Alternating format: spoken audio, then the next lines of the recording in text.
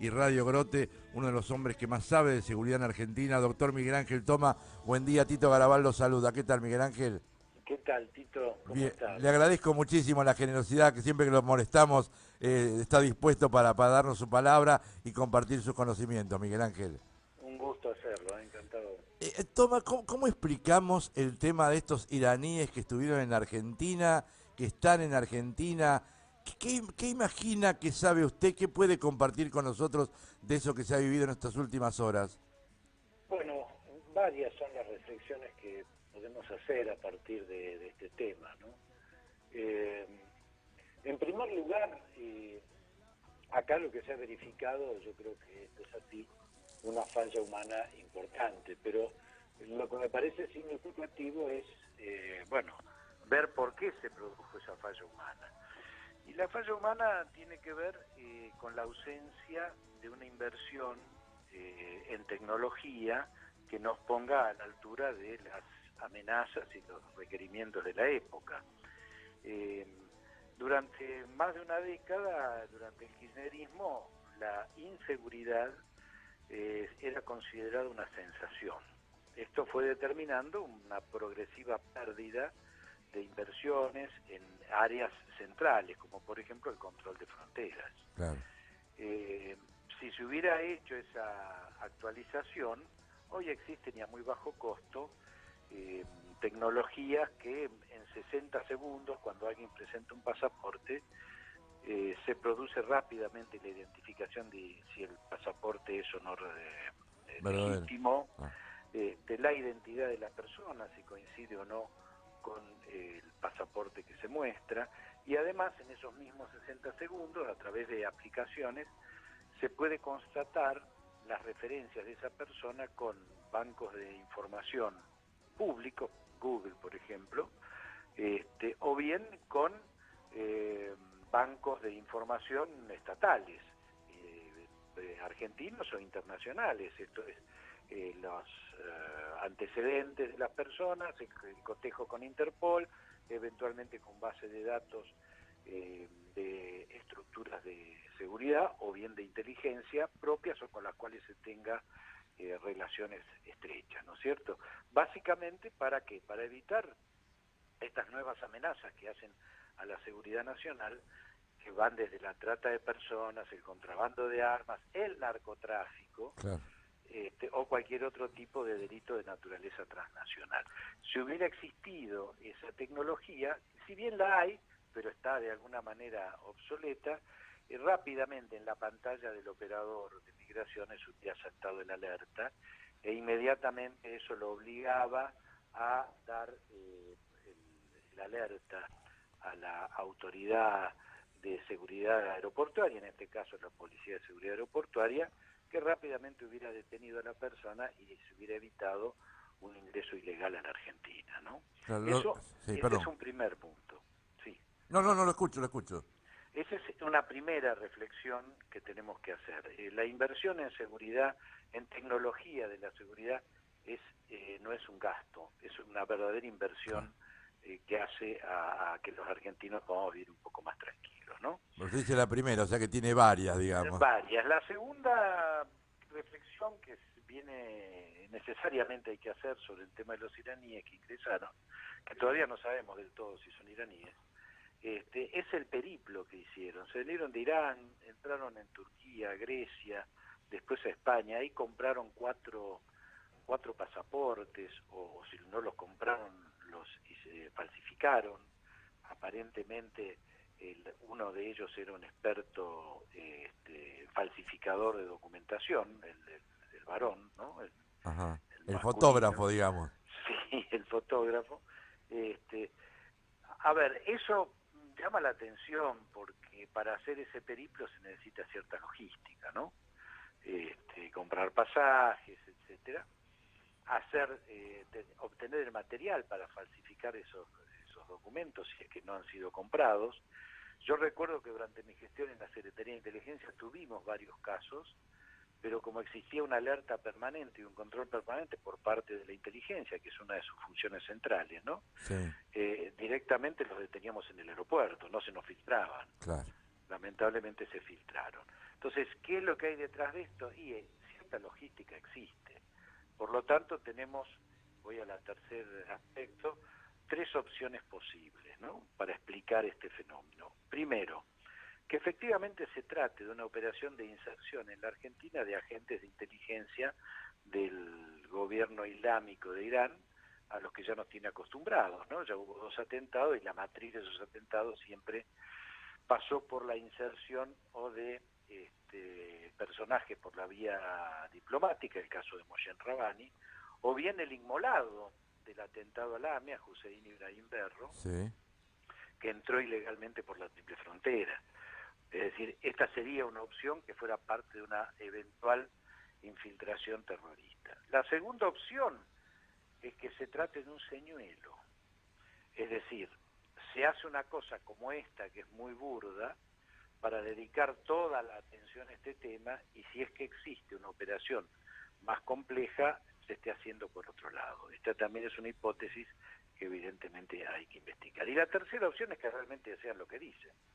Es decir, 2 personas que se han escapado del régimen iraní, uno de ellos sostiene de que lo hizo porque mantenía una relación con una mujer casada, esto está penado hasta con pena de muerte Sí. en el régimen teocrático de Irán, y puede ser que estemos frente a un caso de esta naturaleza. De todos modos, las tres hipótesis deben ser profundizadas e investigadas a fondo. Esto es lo que se me ocurre básicamente como un poco para encuadrar la problemática que estamos viviendo. Yo le agradezco porque, por ejemplo, esta que usted está mencionando, algunas de estas yo todavía no las escuché en ningún lado.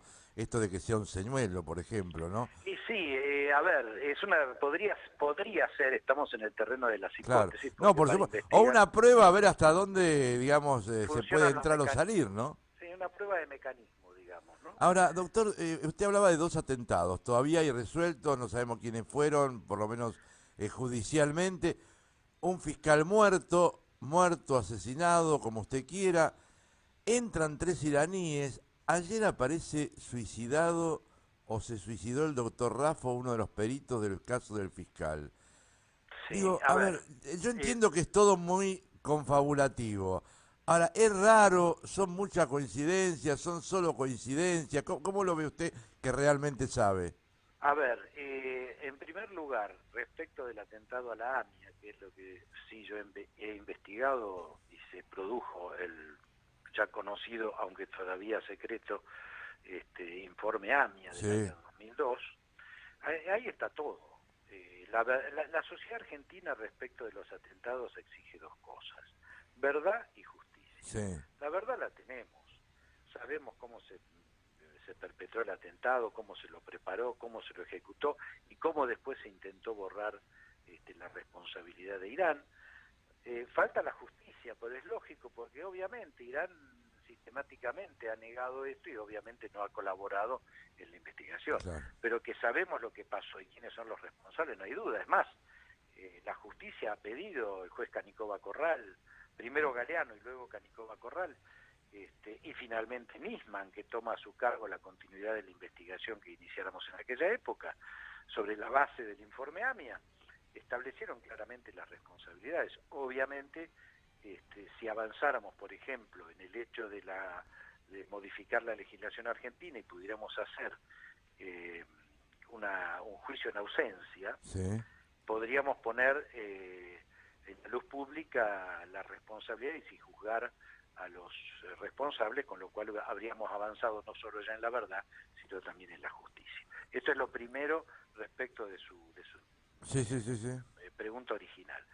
Con respecto a la muerte del fiscal Nisman, bueno, queda claro que ha sido un asesinato, está siendo investigado, yo he estado declarando como testigo en esa causa a fines del año pasado, he aportado los elementos que yo podía aportar, creo que se está avanzando, el fiscal Tayano está haciendo desde mi punto de vista una tarea importante en este sentido y confío en que haya resultados en relativamente corto plazo.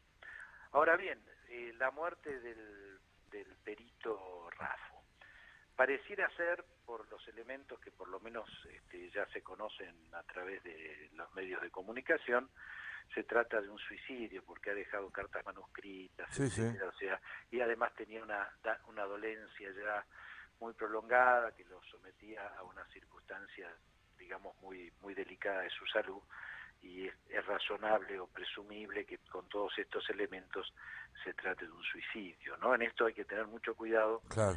de no generar visiones conspirativas, porque las visiones conspirativas en realidad cuando uno tiene que investigar, lejos de ayudar, generalmente empañan o Empaña. sesgan la investigación, ¿no? Toda investigación judicial o toda acción de inteligencia requiere una actitud a priori no conspirativa, sí construir escenarios posibles, como los tres que yo le acabo de señalar respecto de estos iraníes o de estos supuestos iraníes que ingresaron, donde son hipótesis o escenarios que hay que investigar. Lo que uno no puede es quedarse pegado a una visión conspirativa que siempre sesga la investigación y que finalmente la termina de alguna manera deteriorando, ¿no? Así, evitando llegar a la verdad. Esto es lo que se me ocurre como aporte a, bueno, a No, toda esta gran cosa tan aporte, doctor. confusa, ¿no? Es la ventaja de hablar con alguien que sabe, que es responsable. Y yo le digo, ayer lo escuchaba también en algún medio al embajador de Israel en Argentina, diciendo que Uh-huh. a él lo que le llamaba la atención era que habían llegado cercanos a la fecha del atentado a la embajada de Correcto, Israel, que se correcto. habían alojado en la cercanía. Digo, como preocupado por esos dos elementos, ¿no es cierto? Sí, además me llamó la atención a mí, digamos, con la experiencia que uno puede tener en esto, es que estuvieron 5 días en la Argentina, ¿no? Cambiaron el chip del teléfono, se negaron a abrir el otro teléfono, hay que esperar 2 meses para poder establecer que contenía la tablet. O sea, hay todo un proceso que evidentemente va a llevar cierto tiempo como para poder tener una versión realmente verosímil de lo que ha ocurrido, ¿no? Me parece prudente además mantener la prisión preventiva de estas personas hasta tanto se esclarezca realmente cuál de estas tres hipótesis que acabamos de señalar es la que corresponde a la realidad, Porque ¿no? ayer se habló de que los iban a deportar enseguida. Sí, a ver, yo creo que hasta que no tengamos claro y un avance en la investigación para establecer realmente cuál de estas tres hipótesis es Claro. la verdadera, considero, bueno, por supuesto esto no quiero condicionar a la justicia en esto, ¿no? Pero una opinión humilde y Y simplemente sabia. como aporte, no como aporte, me parece que mantener la detención es prudente porque eventualmente de establecerse que se trataba de una acción delictiva más allá de la falsificación de un documento, que había realmente detrás la pertenencia o ser parte de una acción más compleja, como puede ser una actividad terrorista, corresponde que se mantengan detenidos preventivamente hasta que se esclarezca la situación, ¿no?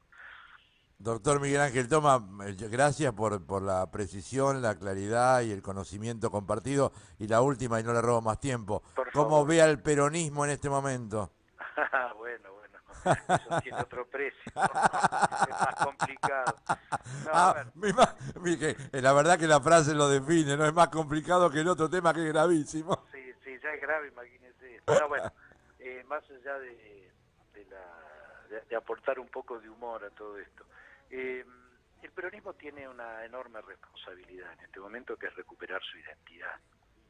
Intencionalmente se ha buscado superponer y confundir peronismo con kirchnerismo, y esto nos obliga a nosotros a tener una postura muy clara. Una cosa es el peronismo con su historia, sus errores y sus aciertos, que nada tiene que ver con un grupo que usurpó el gobierno y utilizó al peronismo como mecanismo para llegar al gobierno, y que después terminó produciendo lo que ha producido en la Argentina, ¿no? Una corrupción generalizada, un autoritarismo extremo, bueno, nada que tenga que ver con lo que es la identidad y la tradición del peronismo, nada más lejano que eso. Entonces la primera cuestión que tenemos es recomponer nuestra identidad. Lo segundo es eh, diferenciarnos claramente de un pasado que acabo de describir, Sí. que nos dejó una herencia y que le dejó a este gobierno una herencia muy complicada, pero que lamentablemente para el país, este gobierno, lejos de resolver los problemas heredados, los ha agravado, ¿no? Es decir, hoy estamos en una situación que, digamos, más allá de la herencia recibida, no pudo superar esos traumas y esas situaciones, y estamos con una complejidad en lo económico, en lo social y en lo político realmente preocupante. La tercera cuestión que el peronismo tiene que resolver es diferenciarse de ese pasado. Nada tenemos que ver con este presente que ha desencantado a tantos argentinos, y tener una propuesta de cara al futuro que le devuelva la esperanza a la sociedad argentina. Y el peronismo es capaz de hacerlo porque demostró que es capaz de domar el potro de las crisis, ¿no? El ejemplo más reciente es la crisis del año 2001-2002. Y ahí no hay ninguna duda de que el peronismo supo salir de eso, generar las condiciones para un crecimiento sostenido, como hubo desde el 2003 al 2006-2007. Casualmente, y aunque muchos lo hayan olvidado, dos hombres desde la economía y uno desde la política, Eduardo Duhalde, y desde la economía, Jorge Remes Lenikov, al que yo quiero reivindicar, y después Roberto Labaña, que lo condujo la economía hasta el año 2006, principios del 2007, que logró realmente poner al país de pie y sacarlo de esa crisis brutal, ¿no? Superávit gemelos, esto es superávit de la balanza comercial, superávit fiscal,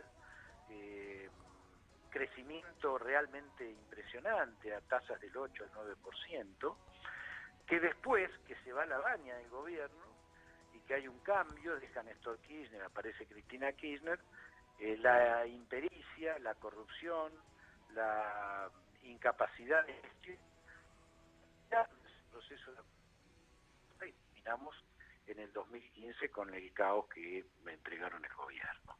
Por lo tanto, el peronismo ha dado sobradas muestras de su capacidad de resolver estos problemas y volver a poner a la Argentina de pie. Esto es lo que tenemos que replantear de cara al futuro.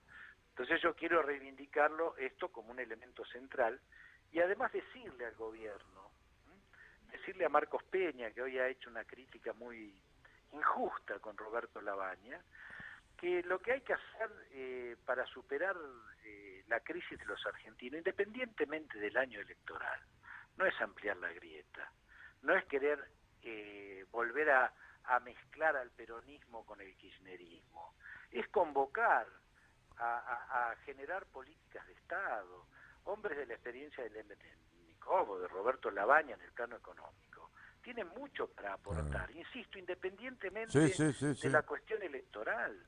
Entonces, me parece que el gobierno, lejos de intentar ampliar la brecha porque eso le conviene a su estrategia electoral, en determinados aspectos realmente tiene que reconocer la valía de muchos hombres del peronismo y plantearse en la necesidad de construir políticas de Estado en temas como de defensa, seguridad, inteligencia, economía, la cuestión social, la cuestión productiva. El peronismo siempre ha sido el que planteó el crecimiento como el mecanismo de resolver cualquier crisis, como lo hizo en el 2002. Y además tenemos que abordar tres temas centrales que hacen, digamos, que requieren políticas de Estado y amplios consensos de naturaleza política, gobierne quien gobierne. La Argentina no puede seguir teniendo un sistema previsional que consume el 70% del presupuesto nacional. No puede ser que haya 1,5 argentinos activos que sostienen a 5, esta es la proporción, 5 a 1,5, el sistema previsional. Hay que blanquear todo lo que está en negro, porque realmente estamos en una crisis que si no se blanquea todo lo que es el trabajo en negro, el sistema previsional más temprano que tarde va a colapsar en la Argentina, y esto requiere acuerdos políticos y consensos para lograrlo. La otra cuestión, la reforma laboral, que no es la restricción salarial. Acá hay que abordar el problema del costo laboral no salarial, es decir, todo el impuesto que recae sobre aquellos que trabajan, tanto el empleador como el empleado. Esto no significa acortar el salario, significa disminuir el costo que supone tener un empleado en blanco. ¿no es cierto? Este es otro tema que hay que Claves abordar, para una Argentina, doctor Toma, pero ¿eh? fundamental Ah, para ser incluso competitivos, para ah, tener inversiones, para poder competir en costos internos, para exportar. Digo, todos estos temas, bueno, y además la reforma impositiva, pues ni bien. hablar, hoy el país tiene una de las mayores presiones impositivas del mundo, y estamos en el peor de los mundos desde ese punto de vista, porque el déficit fiscal existe, y tuvieron que recurrir finalmente al Fondo Monetario por la ausencia de un plan económico coherente. Entonces, si no hay plan que propone el gobierno, el plan te lo pone Alguien que sabe. un tercero. Claro. Entonces estamos ¿O como no? estamos en un problema de ajuste permanente. Bueno, Doctor, yo le ¿eh? lamento que se me termine el programa porque la verdad que esto último tenía un precio adicional, porque la verdad que ha No, dado no, usted este es un tema que claves para una Argentina que puede salir adelante. y Y para como la propuesta que el peronismo tiene que hacerle a la sociedad. y yo le agradezco porque usted como buen discípulo jesuita ha hecho honor a Está algo que bien. decía y que para mí es una frase fundamental de Leonardo Castellani, que dice que la inteligencia argentina tiene la misión y el deber sacro de pensar la patria. Y usted Así es. está pensando la patria, lo cual no es poco. Doctor Toma, muchas gracias. Mis oraciones por su trabajo y por ayudar a los argentinos con su pensamiento y su trabajo. Bueno,